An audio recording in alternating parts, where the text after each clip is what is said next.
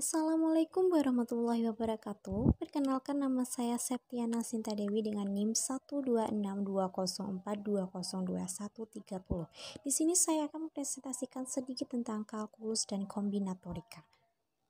Pengertian kalkulus. Kalkulus adalah cabang ilmu matematika yang mencakup limit, turunan, integral, dan deret tak terhingga. Kalkulus adalah ilmu yang mempelajari perubahan sebagaimana geometri yang mempelajari bentuk dan aljabar yang mempelajari operasi dan penerapan untuk memecahkan persamaan. Kalkulus dasar. Penjelasan mengenai kalkulus dasar pada bagian ini yaitu konsep mengenai limit, turunan atau diferensial, dan anti turunan atau integral. Limit, misalkan terdapat suatu fungsi f(x).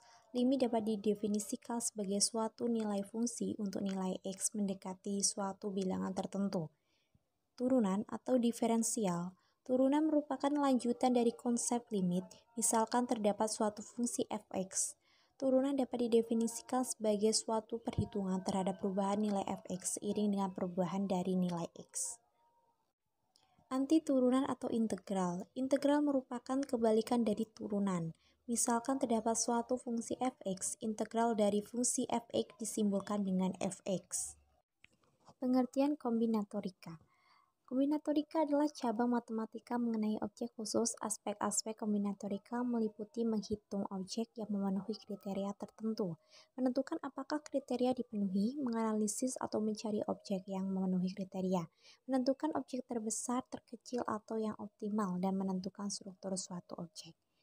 Kombinatorika adalah ada A aturan jumlah, B aturan hasil kali, 2 ada prinsip lubang merpati atau pigeonhole, yaitu jika n plus 1 objek disebar secara acak ke dalam n kotak, maka paling sedikit satu kotak yang memiliki sedikitnya 2 objek. Secara lebih umum, jika kn plus 1 objek disebar secara acak ke dalam n kotak, maka paling sedikit ada satu kotak yang memiliki sedikitnya k plus 1 objek. 3. Jika A dan B adalah 2 himpunan berhingga, maka bisa dilihat di gambar tersebut. Dan 4. Beberapa sifat koefisien binomial. Dan D. Ada penjumlahan koefisien. Dan 5. Misalkan ada n macam objek dan kita ingin memilih R elemen, maka banyak pilihan adalah n CR dengan n lebih besar sama dengan R. Dan 6. Misalkan ada n macam objek dan kita ingin memilih K elemen, dibolehkan berulang, menganggap bahwa setiap n macam objek tersedia pada setiap waktu. 7. Misalkan ada n objek di mana K1 objek adalah jenis pertama dan identik, K2 objek adalah jenis kedua, KR adalah jenis ke R sehingga K1 plus K2 plus K3 dan seterusnya plus KR sama dengan N. Dan maka banyaknya itu disebut permutasi dari semua n objek tersebut.